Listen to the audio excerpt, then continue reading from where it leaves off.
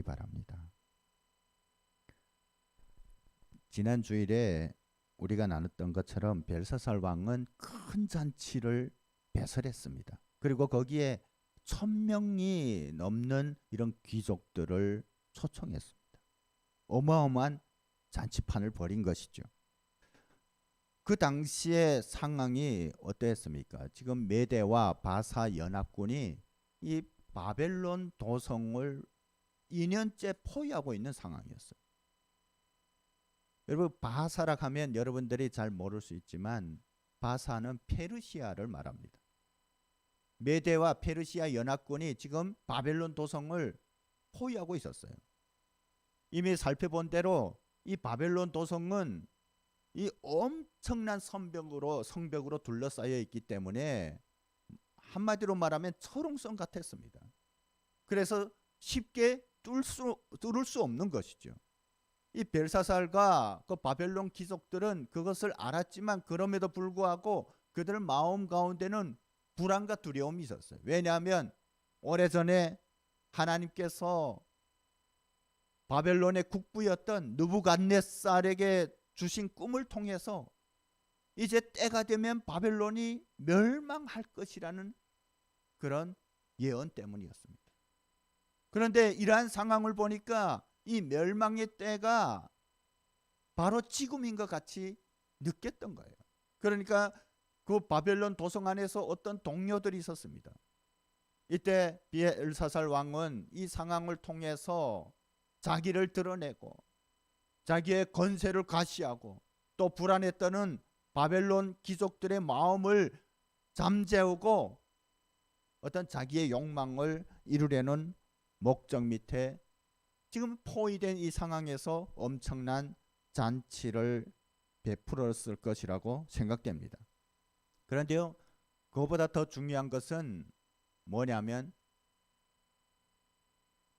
이 벨사살 왕 마음 가운데 있는 불안과 두려움이었습니다. 그는 짐짓 자기는 그렇지 않은 척하였지만 그 바벨론의 귀족들 못지않게 그의 마음 가운데 불안과 두려움이 있었다는 거예요. 그래서 이 잔치를 통해서 자기를 가시함으로 인해서 그것을 떨쳐버리려고 했을 수 있었다는 것입니다. 이 벨사살이 가지고 있던 불안은 하나님이 아닌 헛된 우상들을 의지하는 데서 오는 불안이었습니다. 그리고 하나님의 예언이 이루어질 것에 대한 두려움이었습니다. 아는 것처럼 우리가 하나님의 그 분명한 예언에 대해서 알고 있고 그리고 또 이 바벨론의 많은 사람들이 그것을 기억하고 있었다는 것입니다. 그런데요, 우리가 알아야 될 것은 하나님께서 그렇게 예언하셨다 할지라도 그리고 하나님의 예언은 하나님의 때에 반드시 이루어질 것임이 분명할지라도 만일 그 마음 가운데 하나님을 두려워하고 하나님께서 보여주신 교훈에 따라서 자기를 낮추고 어떤 자기의 직무에 충실하다면 그때는 멸망의 때가 아니라는 것이에요.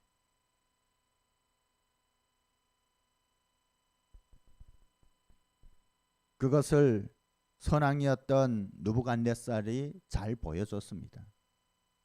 여러분, 느부갓네살이 하나님에 대해서 잘 모를 때 그는 엄청난 교만 가운데 있었어요. 하나님 자리에 자기를 높이려고 했습니다.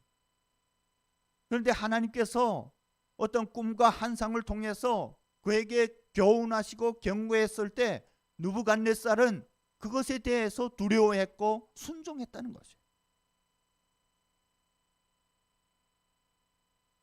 우리가 지난주에 나눴던 것처럼 이 느부갓네살 왕이 꿈을 통하여 하나님께서는 그에게 분명하게 말씀하셨습니다. 그리고 그 꿈의 내용들은 현실적으로 실현되었어요. 그것을 통해서 오늘 우리가 읽었던 말씀에 나오는 것처럼 느부갓네살은 이 자기가 이 바벨론의 왕으로 있는 것도 그리고 이 바벨론이 오늘과 같이 이렇게 존재하는 것도 다 하나님께서 허락하셨다는 것을 분명히 알게 되었어요.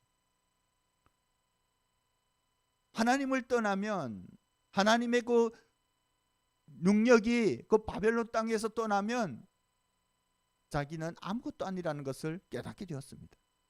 그래서 그는 하나님을 찬양하게 되었던 것이에요. 이 바벨론이 하나님을 믿는 나라가 아니었습니다. 그리고 이 느부갓네살 왕이 하나님을 믿는 왕이 아니었습니다. 그는 이 하나님의 많은 왕들 중에 어떤 하나의 신이라고 생각했지만, 그럼에도 불구하고 이 이스라엘의 하나님이 그 많은 신들보다 더 위대하고 특출한 그리고 우월한 신이라고 생각했기 때문에 하나님의 그 뜻에 순종하기를 원했다는 것이에요. 그랬을 때 어떻게 했습니까? 하나님께서는 그의 건자를 지켜주셨던 것이에요. 그러니까 다른 말로 하면 하나님께서 주시는 그 교훈을 잊지 않고 그것에 순종하기를 원할 때, 그때는 하나님의 심판의 때가 아니라는 것이에요. 적어도. 하지만 벨사살은 그 교훈을 잊고 점점 그 반대로 행했습니다. 지금과 같이 불안한 상황에서 바벨론에 의해서 멸망당했던 이스라엘의 하나님을 높이고 찬양하는 것이 이 자존심이 상하는 거예요. 그리고 그것이 오히려 자신의 통치를 더 약화시킬 수 있다고 생각했습니다. 그는 오히려 많은 사람들 앞에서 이스라엘의 하나님을 노골적으로 조롱하고 자기들이 섬기는 그 헛된 우상들을 찬양할 때 그 불안의 저주에서 벗어날 수 있다고 생각했습니다. 그리고 또한 그것을 통해서 우리의 선왕까지, 느부갓네살 왕까지 그 여호와 하나님을 두려워했지만 자기는 그렇지 않다. 자기는 그 하나님을 조롱할 수 있다는 것을 많은 사람들에게 보여줌으로 인해서 자기를 가시하고 그의 마음속에 있는 그 불안들을 떨쳐내려고 했던 것입니다. 그래서 어떻게 하였습니까? 우리가 이미 나눴던 것처럼 이 창고에 보관되어 온 느부갓네살 왕이 예루살렘 성전에서 탈취하여 온 그 성전 기물을 가져오게 명령하고 그것을 가지고 술을 마신 거예요. 여러분, 성전 기물은 어떤 것입니까? 오직 여호와 하나님을 예배하는데 사용되는 구별된 것입니다. 거룩한 것입니다. 그런데 그걸 가지고 술을 마시고 한편으로는 자기들이 믿는 헛된 우상들을 찬양했다. 여러분, 그것은 하나님을 조롱하는 것입니다. 하나님을 모독하는 것입니다. 그런 것을 보고 신성모독이라고 합니다. 아마 그 순간에 이 벨사살 왕은 마치 자신이 하나님 위에 있는 것처럼 착각했을 것이에요. 많은 사람들이 자신을 향해 환호할 때 아마 그의 마음을 짓누르던 불안과 두려움이 완전히 떠날 것이라고 아마 기대했을 것입니다. 이 벨사살의 마음이 잔뜩 높아져서 으쓱하면서 신성모독의 그 사악한 범죄를 저지르고 있는 그때에 바로 놀라운 일이 일어났습니다. 사람의 손이 나타나서 그 왕궁에 있는 그 석고벽에 글을 쓰는 거예요. 알 수 없는 어떤 글을 쓰는 거예요. 벨사살과 그 자리에 있던 모든 귀족들이 볼 때 자기들이 아는 글이 아니었어요. 그런데요, 이 손은 이 벨사살 왕만 보게 되었습니다. 그런데 지금 그 글이 무슨 내용인지 알 수 없는 거예요. 그리고 어떤 음성으로 들은 것이 아닙니다. 벨사살을 위협한 것도 아닙니다. 그런데 그 순간 벨사살이 어떻게 하였습니까? 두려움에 빠진 것입니다. 극도의 두려움에 빠져서 그의 몸에서 모든 힘이 빠지고 그리고 온몸이 후들후들 떨리는 거예요. 여러분, 그 글이 무슨 내용인지 어떻게 알고 벨사살이 이렇게 두려워했습니까? 왜 두려워했을까요? 알지도 못하면서. 그의 마음에 이미 불안과 두려움이 가득했다는 것입니다. 그 마음에 하나님이었고 헛된 우상을 섬김으로 인해서, 그리고 또 자기의 욕망 때문에 하나님을 모독함으로 인해서 이미 그의 마음에 불안과 두려움들이 가득히 차 있었다는 것이죠.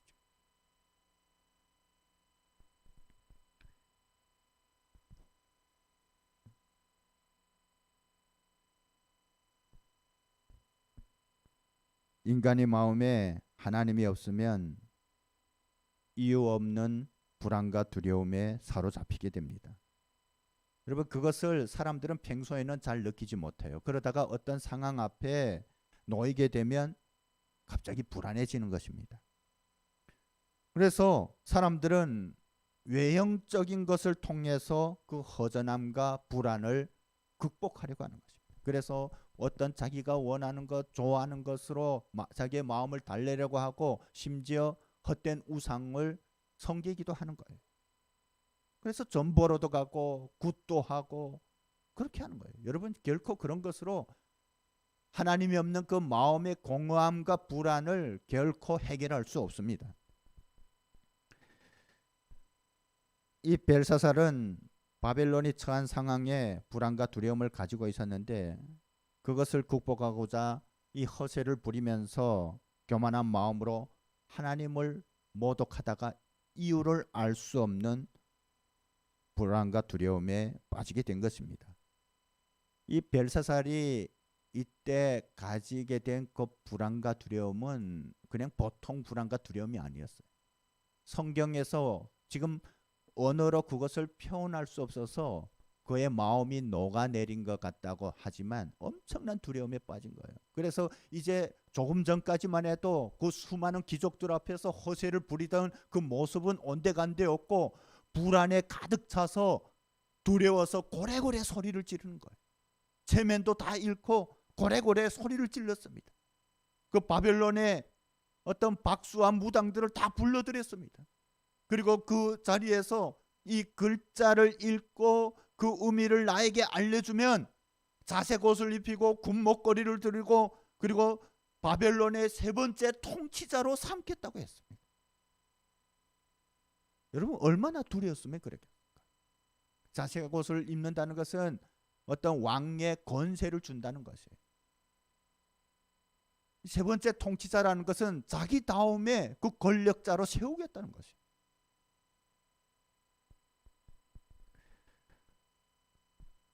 그런데 불러들어온 바벨론의 그 모든 박사들은 그것을 알 수가 없었습니다.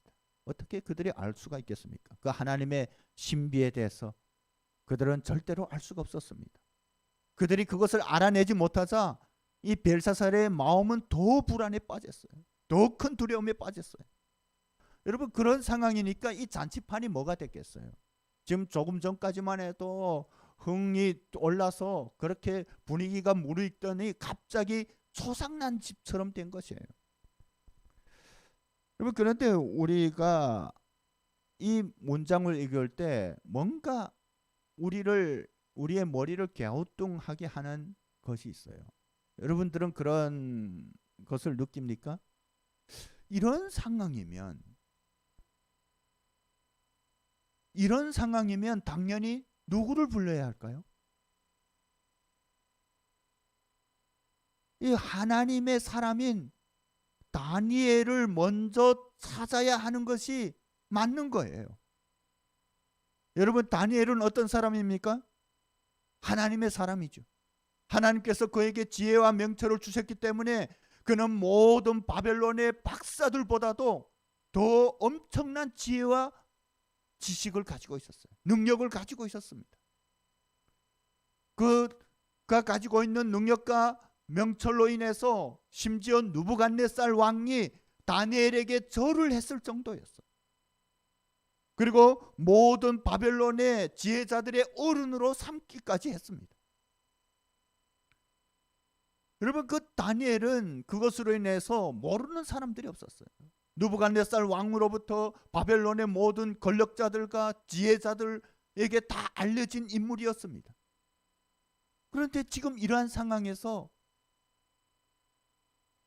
이 벨사살 왕은 다니엘을 찾고 있지 않는 것입니다. 그리고 불러들여온 그 사람들 중에도 다니엘의 이름은 없었어요. 그가 깜빡해서 있었을까요? 오늘 이 문장을 볼 때 벨사살 왕뿐만 아니라 바벨론의 지혜자들이라 하는 그 주술사와 마법사, 점쟁이를 비롯한 그 모든 사람들이 이 다니엘을 기억하지 못하고 있었다는 것입니다. 이것은 다니엘이 사람들의 기억 속에서 잊혀져 있었다는 것을 의미합니다. 그렇다고 다니엘이 벨사살이 통치하기 훨씬 전에 은퇴했기 때문에 벨사살이 그를 모르거나 사람들 속에서 잊혀진 것은 아닙니다. 우리가 다니엘서 8장을 보면 벨사살 통치 3년이 되었을 때, 그때가 언제냐면 BC 한 550년경이 됩니다. 여전히 다니엘은 왕궁에서 일을 하고 있었어요. 벨사살의 통치하에서 일하고 있었어요. 여러분, 이 바벨론이 멸망한 때가 BC 538년이에요. 그렇다면 적어도 12년 전까지, 만일 다니엘이 그 벨사살 통치 3년까지만 왕궁에서 일했다고 쳐도 적어도 12년 전까지만 해도 다니엘은 왕궁에서 일했다는 거예요. 벨사살 왕도 그를 분명히 알고 있었다는 거예요. 그가 맡은 직책이 그냥 일반 직책이 아니라 바벨론의 고위 직책이었기 때문에 그렇습니다.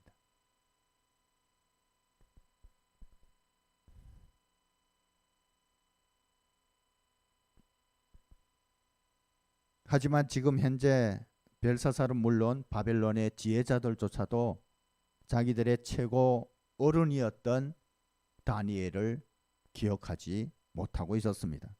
왜냐하면 자기의 욕망에 따라서 죄악 가운데 살아가고 있는 그들은, 이 벨사살 왕과 이 바벨론의 귀족들과 그 사람들은 이 다니엘을 볼 때 그의 삶에서 하나님의 형상이 나타나는 거예요. 어떤 상황에서도 바르고 정직하게 살고 마치 그 앞에 서면 자기의 죄를 거울에 비춰보는 것 같아서 불편했던 것입니다. 그래서 그들은 애써 이 다니엘을 외면했어요. 다니엘을 멀리했습니다. 그리고 자기들의 기억에서 애써 다니엘을 지우기를 원했던 것입니다. 하지만 다니엘은 사람들의 관심에 연연하지 않았습니다. 세상의 지위와 명예에도 연연하지 않았습니다. 때로 왕을 비롯한 모든 바벨론 사람들이 우러러 볼 만큼의 높은 지위와 명예를 가지고 있었지만 다니엘은 결코 그것을 중요하게 여기지 않았습니다. 왜냐하면 그렇게 된 것도 다 다니엘 자신의 명예나 이름을 높이기 위한 것이 아닌 하나님의 영광을 위해서 하나님께서 그 자리에 세워주셨다는 것을 다니엘은 알고 있었기 때문입니다. 때문에 다니엘에게는 자신이 사람들에게 알려지거나 또는 잊혀지는 것이 결코 중요하지 않았습니다. 중요한 것은 하나님의 기억 속에 남아있는 것이었습니다. 자신이 하나님의 기억 속에 남아있기만 한다면 비록 가장 천한 모습으로 있을지라도, 세상 사람들에게서 깡그리 잊혀졌을지라도 그는 상관이 없었습니다. 하여 다니엘은 바벨론에서 그렇게 서서히 잊혀져 갔지만 그것에 개의치 않고 묵묵히 하나님만을 바라보고 의지하면서 하나님의 백성으로서의 삶의 자리를 지키면서 살아가고 있었던 것입니다. 여러분, 신앙이라는 것은 바로 이런 것이에요. 그런데 우리가 그리스도인이라고 하면서 왜 세상에 인정을 받으려고 하고 사람들에게 어떻게 자기가 알려지기를 원합니까? 심지어 교회에 와서 신앙생활을 하는 것조차도 어떤 다른 사람들에게서 인정받기를 원하기 때문에 교회를 나오는 사람도 있어요.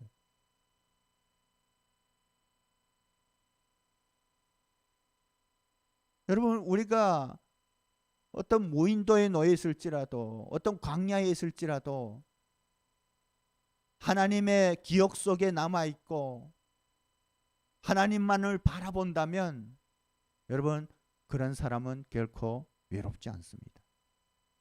그것은 모든 것을 얻은 것이에요. 세상으로부터 잊혀진 바 될지라도 하나님만 기억하신다면 우리는 모든 것을 가진 것이 됩니다. 참된 그리스도인들은 있는 그 자리에서 하나님의 뜻에 순종하며 살고자 하기에 평상시에도 그 존재감을 드러내려고 하지 않습니다.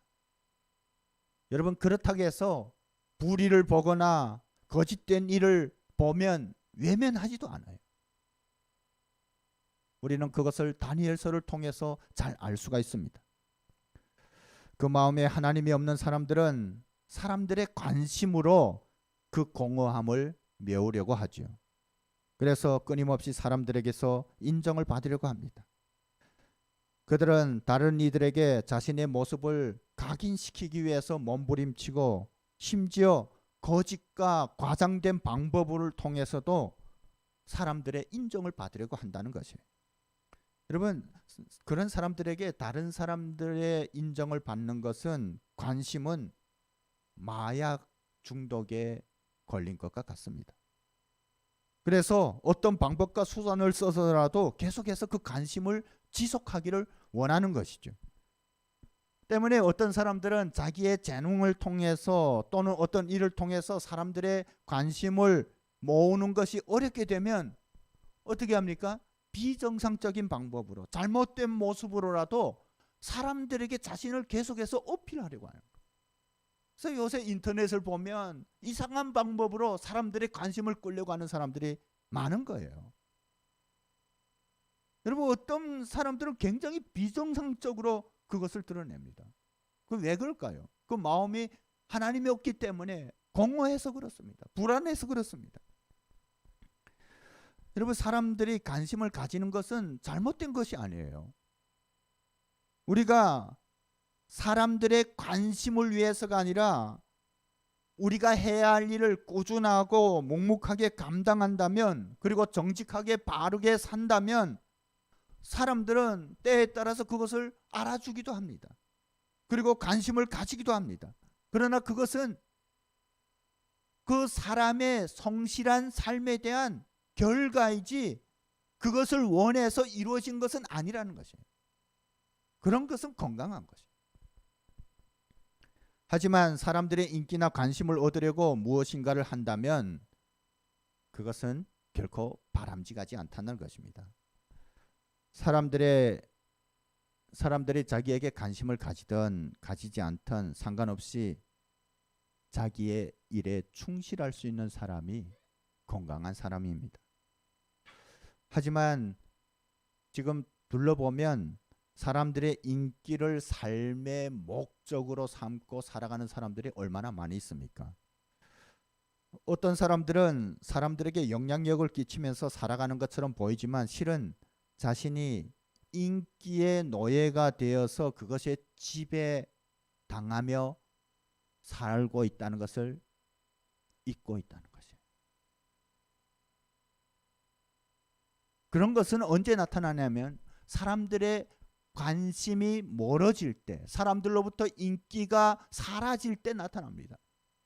여러분, 사람들이 환호할 때는 잘 몰라요. 그런데 그 환호가 사라지면, 인기가 사라지면 갑자기 마음이 불안해지는 거예요. 두려워지는 거예요. 공허해지는 거예요.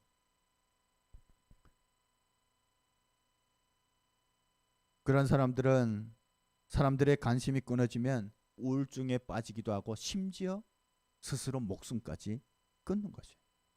여러분, 우리가 뉴스를 통해서 때때로 듣고 있지 않습니까? 그렇게 잘 나가던 정치인이, 그렇게 잘 나가던 연예인이 어느 날 갑자기 스스로 목숨을 끊는 거예요. 왜 그렇습니까? 사람들로부터 관심이 줄어든다고 생각하니까, 인기가 떨어진다고 생각하니까 마음이 불안한 거예요. 두려운 거예요.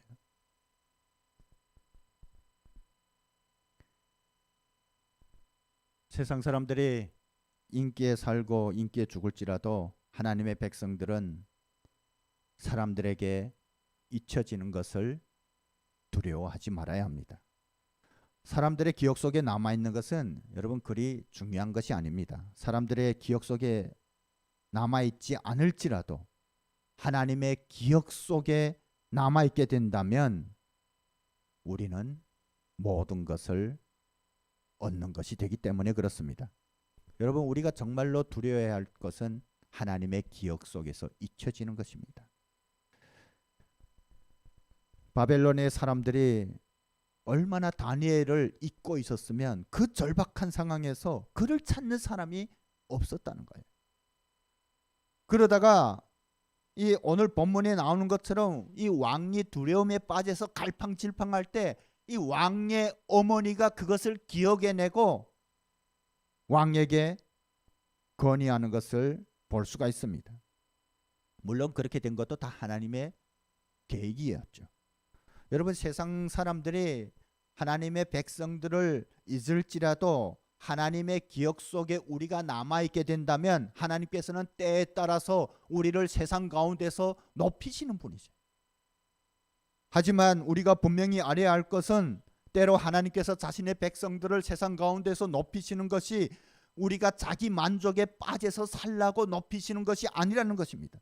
하나님의 이름을 위해서, 하나님의 영광을 위해서, 하나님의 나라를 위해서 때로는 하나님께서 하나님의 백성들을 높이신다는 것을 알아야 합니다. 그래서 우리는 하나님의 기억 속에 남아있기를 간절히 구해야지 세상 사람들 가운데 기억되고 인정되기를 바라서는 안 된다는 것이죠.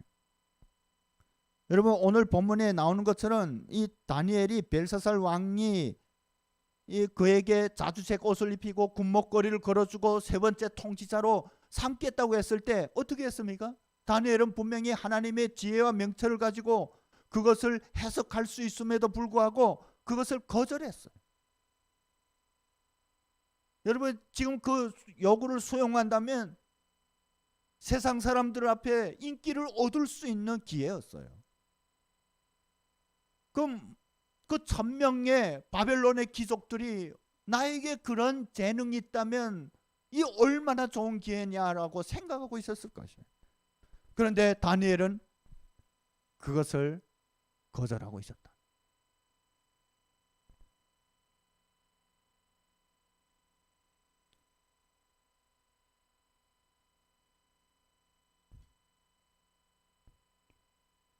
다니엘이 그것을 거절했지만 이제 우리가 계속해서 나누게 될 말씀을 보면 하나님께서 다니엘을 높이시는 것을 알 수가 있습니다. 때문에 우리는 우리의 이름을 위해 자신을 세상 가운데 드러내려고 하기보다는 어떤 상황 가운데서도 하나님만을 바라보고 의지할 수 있어야 합니다. 그래야 할 때 하나님께서는 우리와 함께 하시고 당신의 영광을 위해서 때로는 우리 그리스도인들을 세상 가운데 높이시기도 한다는 것이죠. 오늘 본문을 통해서 성경은 우리에게 누구에게나 결코 잊어서는 안 되는 것들이 있음을 교훈하고 있습니다. 다른 것은 다 있을지라도 이것만은 잊지 말아야 한다는 것이에요. 그것이 뭐냐면 다름 아닌 역사를 통해 우리에게 보여주신 하나님의 교훈들입니다. 우리에게 말씀하신 하나님의 가르치심입니다.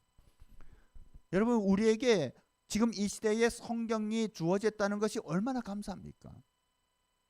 여러분, 이것을 따라서 순종하며 살라고 하나님께서 주신 것이에요. 그런데 세상에 많은 사람들은 이것을 외면하는 거예요. 외면하기 때문에 그들의 삶 가운데 불안이 찾아오고 마침내는 파멸에 이르게 된다는 것이죠. 하나님께서는 느부갓네살을 통해서 어떤 중요한 교훈을 하셨습니다. 그것은 느부갓네살만을 위한 것이 아닌 그 뒤에 오는 모든 세대들과 사람들을 위한 것이었습니다. 때문에 느부갓네살은 자신이 경험했던 그 하나님의 교훈을 중요하게 생각했기 때문에 어떻게 했습니까? 전국의 조서를 통해서 그렇게 알린 것이에요. 여러분, 이 지금 벨사살 시대에도 느부갓네살 왕이 이렇게 내린 조서가 유효했던 시대였어요. 그래서 많은 사람들이 그것을 알고 있었을 것입니다. 이 느부갓네살은 바벨론의 국부였어요. 오늘 이 본문에 보면 마치 이 느부갓네살이 벨사살 왕의 아버지처럼 표현하고 있는데 실은 아버지가 아니에요. 그런데 부친이라고 한 것은 뭐냐면요, 이 느부갓네살 왕이 바벨론 제국의 아버지라는 것이에요. 국부라는 것이에요. 그만큼 중요한 인물이었다는 것입니다. 그러니까 이 벨사살 왕도 그것에 대해서 알고 있었다는 것입니다. 여러분, 느부갓네살이 죽은 후에 어느 정도 세월이 흘렀다고 하지만 그렇다고 해서 50년, 100년이 흐른 것이 아니었어요. 기껏해야 이때가 한 20년 정도가 흐른 후였습니다. 때문에 이 벨사살 왕도 그것에 대해서 계속해서 듣고 분명히 알고 있었습니다. 그럼에도 불구하고 그는 애써 하나님의 그 교훈을 외면했다는 것이에요. 22절 말씀을 읽어볼까요? 벨사살이여, 왕은 그의 아들이 되어서 이것을 다 알고도 아직도 마음을 낮추지 않아요. 뭐라고 합니까? 벨사살이 모르는 것이 아니라는 것이죠. 다 알고 있었다는 것입니다.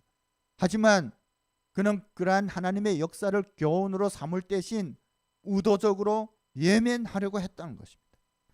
그것은 자기들이 섬기는 우상이 아닌 자기들이 멸망시킨 이스라엘의 하나님께서 보여주신 교훈을 따르는 것이 부담스럽기 때문에, 싫었기 때문에, 자기들을 이 이스라엘의 하나님이, 그 이방인의 하나님이 자기들을 관여하고 어떤 간참하려고 한다고 생각했기 때문일 것입니다. 때문에 그의 마음에는 하나님을 높이는 마음보다는 오히려 하나님의 뜻에 대해서 무조건 부정하려는 마음으로 가득했습니다. 하지만 하나님의 뜻과 교훈을 외면하는 것은 바로 하나님을 대적하는 죄악이 된다는 것이에요. 그래서 오늘 본문에 나오는 것처럼 이 벨사살 왕은 신성모독이라는 극악한 죄악에까지 이르게 된 것입니다. 여러분, 이와 같이 교만하고 하나님의 교훈을 외면한 벨사살 왕에게 하나님의 심판이 임했음은 더 말할 나위가 없습니다. 성경은 하나님의 교훈과 경고에도 불구하고 의도적으로 하나님을 대적하고 거룩하신 하나님의 이름을 모욕할 때는 하나님의 심판이 반드시 임한다고 말씀하고 있습니다. 신명기 28장 20절 말씀을 함께 읽어보겠습니다. 내가 악을 행하여 그를 잊음으로 내 손으로 하는 모든 일에 여호와께서 저주와 혼란과 책망을 내리사 망하며 속히 파멸하게 하실 것이며. 여러분, 우리가 다음 주에 나누게 되겠지만 하나님의 심판은 급박하게 임하는 것을 볼 수가 있어요. 왜냐하면 더 이상 지체할 필요가 없었기 때문입니다. 그것에 대해서 다니엘은 알고 있었기 때문에 그가 이 전하는 내용이 벨사살 왕을 불편하게 할 수도 있고 그것 때문에 다니엘의 생명의 위협을 받을 수도 있음에도 불구하고 그는 신랄하게 벨사살 왕의 잘못을 꾸짖는 것이에요. 오늘 말씀을 통해서 하나님께서는 우리 믿는 자들에게 세상의 인기에 연연하지 말고 하나님만을 바라보고 의지할 것을 말씀하십니다. 우리가 하나님만을 믿고 의지할 때 하나님께서는 우리를 기억하시고 하나님의 영광을 위해서 우리를 사용하신다는 것입니다. 우리의 존재가 세상 사람들에게 잊혀질지라도 하나님의 기억 속에 남아있다면 우리는 모든 것을 얻을 수가 있습니다. 그런 삶은 우리에게 주신 하나님의 약속과 교훈을 잊지 않고 그 뜻에 순종할 때 내려지는 하나님의 은혜라는 것입니다. 세상이 우리를 잊을지라도 우리를 향한 하나님의 말씀을 잊지 않고 순종할 때 하나님께서는 우리와 함께 하시고 하나님의 기쁨과 평강이 우리를 지배하게 될 것이고 또한 우리를 통해서 하나님의 놀라운 역사들이 이루어진다는 것을 기억하시고 오늘도 승리하시는 여러분과 저가 되기를 주님의 이름으로 축복합니다.